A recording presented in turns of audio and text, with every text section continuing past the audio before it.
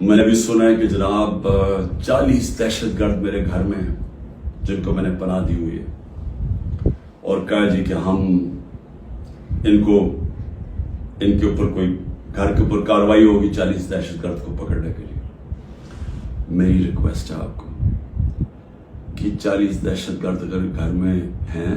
تو میری زندگی کو بھی خطرہ ہے، مہربانی کر کے ضرور آئیں یہاں، لیکن اس طرح نہ آئے کہ کوئی دعویٰ بول کے، اس طرح کریں سرچ وارنٹ لے کے آئیں ایک مہذب معاشرے کی طرح آئیں کہ کوئی نام تو دیں، یہ دہشت گرد ہے کون، اور آئیں ہم آپ کو ساری دکھا دیتے ہیں گھر میں کدھر ہے، کتنے دہشت گرد ہیں، شاید میرا ہی فائدہ کروا دیں گے کہ اگر کوئی چھپا ہوا وہ دہشت گرد ہے، لیکن اس کو ایک بہانہ نہ بنائیں۔ جس طرح ہمارے لوگوں کو پکڑ رہے ہیں،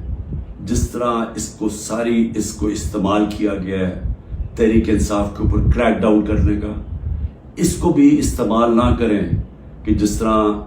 کہ جی عمران گھر 40 دہشت گرد چھپے ہوئے ہیں تو حملہ کر دو۔ تو اس لیے میں آج سب کو کہہ رہا ہوں کہ اس وقت اس کو اور آگے نہ بڑھائیں، کیونکہ یہ بڑھتی جائے گی، کدھر تک جائے گی بات؟ اس میں تو کوئی حل ہے ہی نہیں